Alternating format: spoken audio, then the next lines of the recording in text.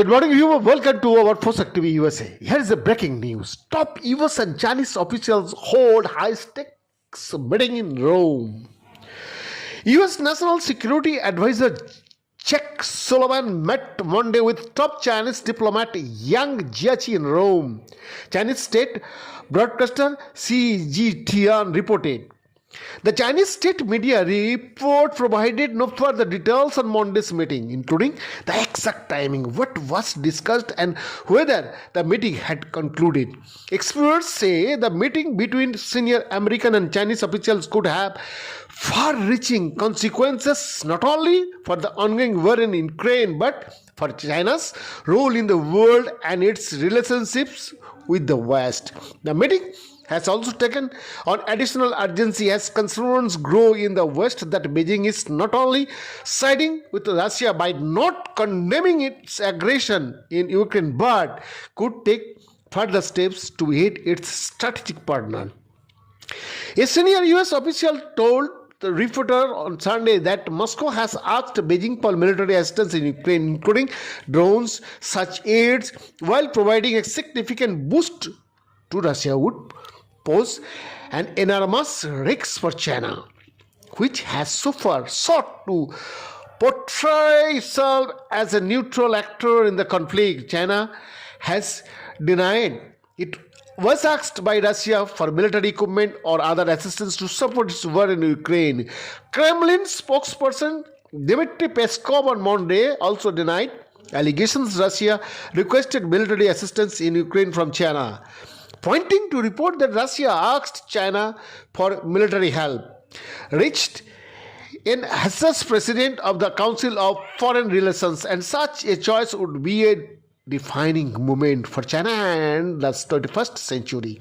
To do so, that is called provide support, means China would open itself to substantial sanctions and make itself a pariah. To refuse would keep open the possibility of at least selective cooperation with US and West, said Haas, writing on Twitter. Russia has also asked China for economic support, according a US official familiar with the matter. That request and the one for military support came after Russia's invasion of Ukraine had occurred, said the official, who declined to detail the Chinese reaction but indicated Beijing has reported.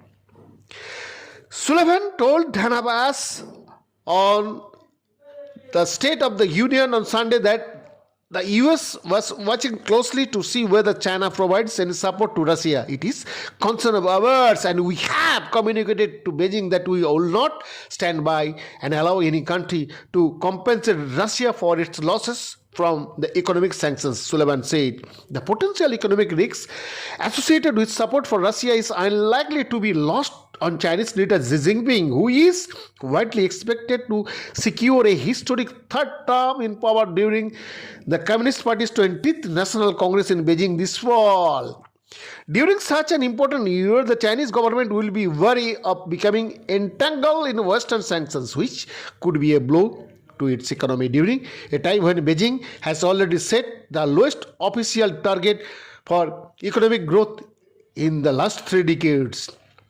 A group of prominent China specialists in the US on Friday called for Washington keep the door open for diplomacy with China and impress on Beijing that its long-term interest will not be best served by tying itself to a pariah such as Russia that is reviled by most of the Western world. By using diplomatic outreach to Beijing, the US will be able to lay the groundwork for more effective pressure against China if Xi more openly support. That is called Russian President Putin. And Putin's brutal aggression also, wrote the group convened by Asia Society Center or US-Asia Relations and the US San Diego 21st Century China Center. When asked whether Russia had asked China for military assistance, Foreign Ministry spokesperson Zhao Lijian on Monday called the claims disinformation, predator by the US against China with sinister intention. China's position on the Ukraine issue is consistent and clear, and we have been playing a constructive role in promoting peace talks. It is imperative for all parties to exercise restraint and cool down the tension rather than adding fuel to the fire. It is important to push for a diplomatic solution rather than further escalating the situation, Zhao said at a regular press briefing. Beyond the report for Shakti USA.